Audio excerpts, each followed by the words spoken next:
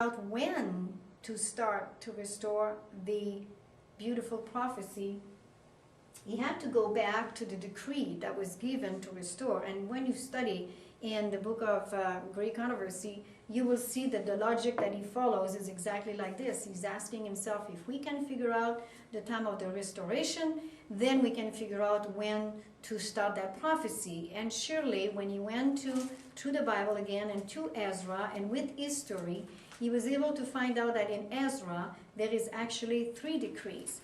And it's very fascinating to study because many people get confused with this, but it's quite simple. So if you turn with me to the book of Ezra, which is just before, go back to Psalm and then Nehemiah and Esther is right there.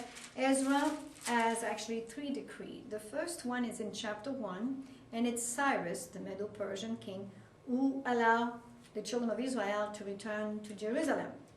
Now, the second decree is Darius, who gives it away in chapter 6 of Ezra, and it's actually a decree to, if you read it verse 1, chapter 6, and it says he made a decree to search the decree that was made in the house of the rolls where the treasure was laid up in Babylon, and that's where they found the decree of Cyrus.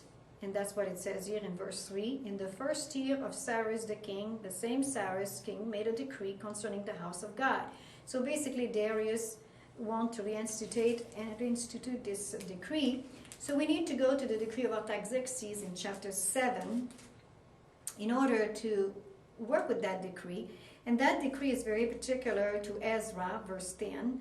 Ezra had prepared his heart to seek the law of the Lord and to do it and to teach Israel statute and judgment. And there is a verse 14, which tells me that, verse 13 and 14, which tells me that this decree is more than the rebuilding of Jerusalem. It's actually rebuilding Israel as a nation under the government of God. Let's read it, verse 13 of chapter 7 in Ezra. And make a decree, this is Artaxerxes, that all they of the people of Israel and of his priests and Levite in my realm, which are minded of their own free will to go up to Jerusalem, go with thee, for as much as thou art sent of the king and of the 7 counselors to inquire concerning Judah and Jerusalem, according to the law of God, which is in thine hand. And here he is now to carry the silver and the gold, which the king and his counselor have freely offered unto the God of Israel, whose habitation is in Jerusalem. So now Ezra is ordered to go back to Jerusalem with the decree in hand, with silver and gold, to reinstitute now the law of God, the statute and the judgment, to make Israel a nation again. I find it very fascinating because in the study of Grace Amadon, which we will look at further under the crucifixion study, that particular, the 6th part of the committee result, and along with the Grace Amadon collection, proves without a shadow of a doubt that the 457 BC is totally historical, totally corresponds to what it says here. Come with me to chapter 7, verse 7, easy to remember, 7:7. And you'll know when that happened, it was in the 7th year of Artaxerxes the king. So what the Grace Amadon collection and its people did, and it repeats it in verse 8, and it says, he came to Jerusalem in the 5th month, which was in the 7th year of the king. Now keep in mind the 5th month wouldn't be May.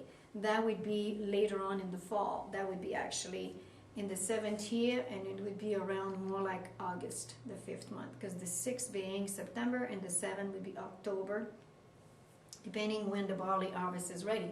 So, of course, it could be a bit earlier. So now we have the 7th year of Artaxerxes, and historically, the 7th year, and when Ezra goes to Jerusalem, correspond to 457 BC, towards the end of the summer. So William Miller, with this historical fact, was able to place then the starting of that prophecy as being 457 BC, and that's where we are now.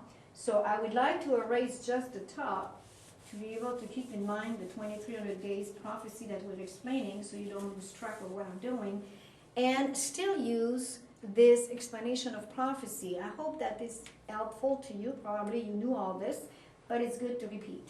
So now we're going to do a chart of the 2300 days, and we're going to start with 457 BC.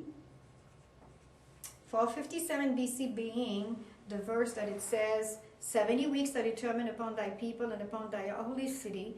And from the commandment, verse 24, 70 weeks are determined upon thy people. And then it says, verse 25, know therefore that from the going forth of the commandment to restore and to build Jerusalem unto Messiah, there shall be, and then it continues. So we're going to include all of these times that we have here. So we're going to do first the 490 years. Makes it easier to cut it in parts. But it's still the explanation of the 2300 days of years. 457 BC and 49 years. So basically what we have here is we have a timing to show us the time that it took to restore Jerusalem, which is exactly what the prophecy tells us. And it comes to 408 BC. How do I do that? It's not very complicated. Let's do it together. 457 BC minus 49. So 17 minus 9 is 8. 4 minus 4 is 0, and 4. So brings us to 408 BC. So that's the first part of the prophecy we need to understand. That's how long it took, 49 years to restore Jerusalem. And then we go to the next part, the 420 years. And that, of course, is basically cumulative. We can assimilate the 420 plus the 14. So that's 434, because remember it was 60 and 2 weeks. So the 434 years, we have to start where we left here, 408. And we're going to minus 434. So let me do it in that little corner here. 434 minus 408 brings us to what? It brings us to actually 2680. 14 minus 8, if I'm correct, is 6. And then the 2, so that's 2680. What happened in 2680? Nothing. 2680 is not a memorial date. You have to remember that now we're going to be passing from BC to AD. And there is no 0. They're both 1 year, 1 year. So you need to add 1 more year here to make the count proper. So here we come to 27 AD. And we come to when Messiah was anointed, which is basically referring to his baptism. It still doesn't tell us exactly when, but that's when he was anointed. So that's his baptism. All right? So now let's continue. I'm going to have to erase a little bit so you don't get confused. But I hope you've learned that here. That's easy. So now it says that then there is 7 years, and then this is when 3480, 7 years more. That's easy to add 7 more years now towards 80. And we know that this is when the prophecy is accomplished with verse 26. But then it says in verse 27, in the midst of the week, Messiah, here it says, and after 62 weeks shall Messiah be cut off, and it shall confirm the covenant with many for 1 week, and in the midst of the week he shall cause the sacrifice and the oblation to cease. This is what was finished on the cross, is the sacrifice and the oblation, because Christ is the perfect sacrifice. So now we have another puzzle. This, we claim, is 3180. Remember, the Catholic and other Protestant church claim is 3380. But they cannot prove it with this particular prophecy. It's totally arbitrary. They believe that it fits with what they have understood being when Christ was born, and they come up with 3380. But it is not scriptural. It is not according to the prophecy. It is not biblical, archaeological, and it is not chronicle or historical. Now, what we're going to do is I'm going to show you something very special. So you understand now 457 BC brings us to 408 BC, which is the rebuilding of Jerusalem. Then we go all the way to 2780 and 3480, which brings us to the completion of the 490 days of years, which is the explanation of this year. So if you permit me, I need some space, so I'll just erase this. And you can always return into the Great Controversy and see this explanation. It's not quite the same, but it's similar. And now I'm going to show you what is very evident for some people and what is not for others. So we're going to finish the 490 and then I'll go and complete the 2300 days. 2780 to 3480, if we were to be really, really honest, the midst of the week, if we say it's 3180, does not match. 31 minus 27 is 4 years. 34 minus 31 is 3 years. I hope you see that. Unless you understand how to explain it, you're going to lose your faith on these numbers as well. Let me explain to you how it works. It's very simple. And we don't change that. It's exactly what it's supposed to be. All right. Jesus died at Passover. He died in the spring of Passover 31 AD. According to the prophecy of Exodus 12, that's when the lamb was offered at even the 14 at Passover. So in order to counteract these 4 and 3 years, you've got to prove it this way. 3180 to 3080 is 1 year. Passover to Passover. 3080 to 2980 is another year. Passover to Passover. 29 to 28 is another year. Passover to Passover. And then 28 to half the year of 27, which bring you from Passover to Tabernacle. If you want to do it another way, you start with Tabernacle to Passover in the spring, Passover to Passover, Passover to Passover, and Passover to Passover is exactly 3.5 years, the midst of the week. Which means that Christ would have been baptized at Tabernacle in the fall.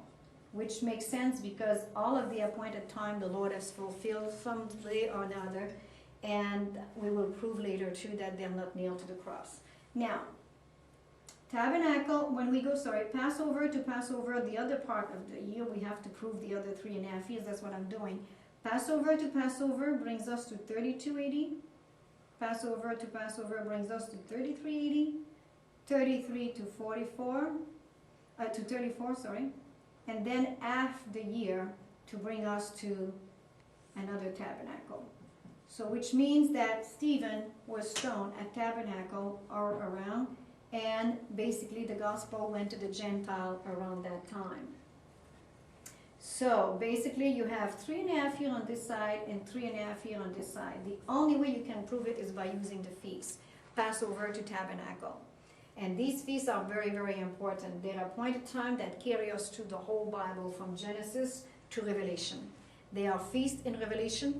Jesus is seen in the sanctuary, and he's actually seen among the candlestick. And that was after his resurrection and ascension in heaven.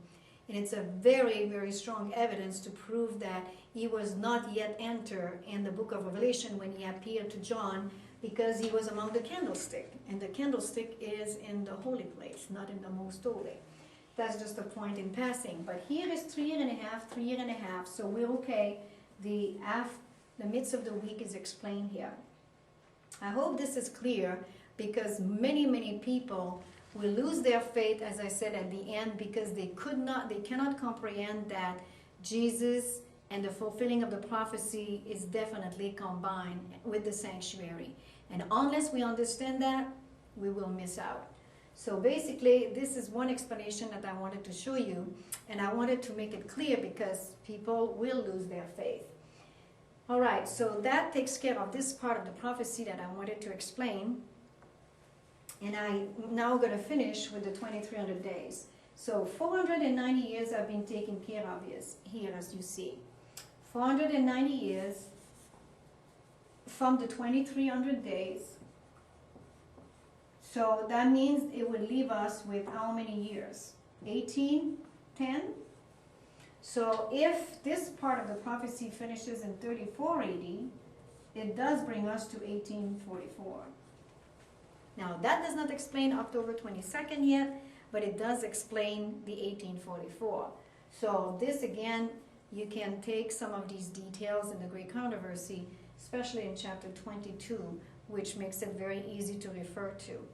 So as we have now completed that prophecy of Daniel 8:14 with Daniel 9:24 to 27, I believe that these are the charges that are laid against us that we could hopefully counteract by simply showing this, that yeah, we have the base, we do understand what we're teaching, and we do understand our prophecies, and it is not impossible to present that. So now, of course, when you read about the prophetic faith of our father, Great Controversy, you can definitely prove this prophecy and helping yourself actually to present them the truth of the Bible.